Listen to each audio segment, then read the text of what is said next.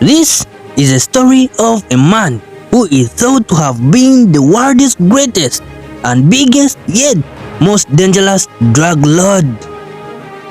This is Pablo Emilio Escobar. A son of a farmer and a school teacher, he began his life of crime while still a teenager.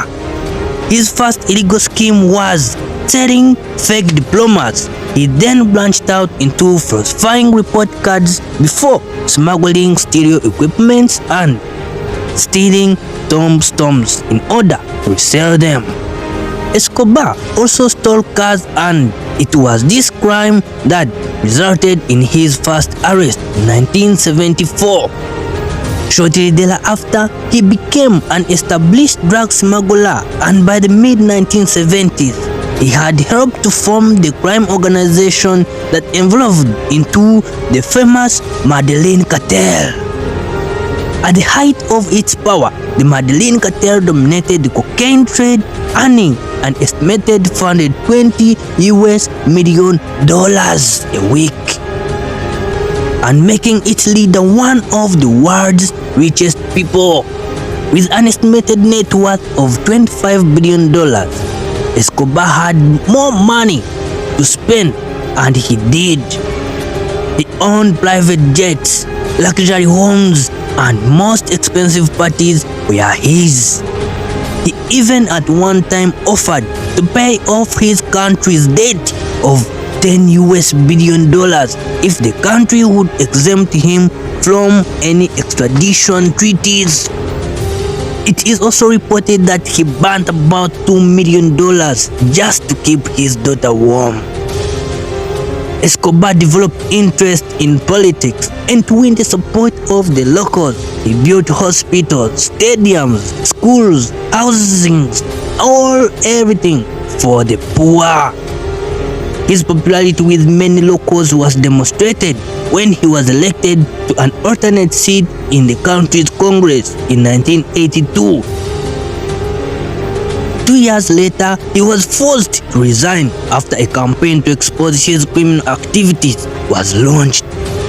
The justice minister who led the campaign was assassinated. Escobar's way of handling problems was famously known as plata or plomo, which actually means silver or lead, but in our real world it means they'll take a bribe or a bullet. But as the old saying goes, there are always 40 days to be caught. Escobar's days were closing in, and in 1991, Escobar offered to turn himself in to authorities only if he was allowed to build his own prison. After his condition was accepted, he built a very luxurious prison called La Cathedral, also known as Hotel Escobar.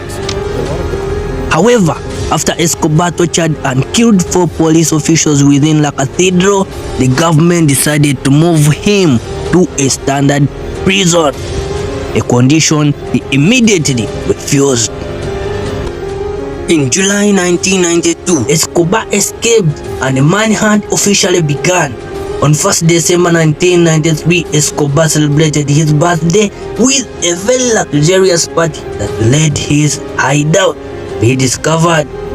The next day in Medellin, forces of the Colombian government and the United States came together, and the raid was carried out on 2nd December.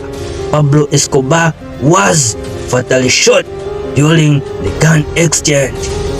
More than 2 decades after his death, Pablo Escobar remains as well known as he was during his days as the leader of the Medellin cartel. His feature in the popular culture is largely thanks to the countless books, movies, and songs that talk about his history and effects.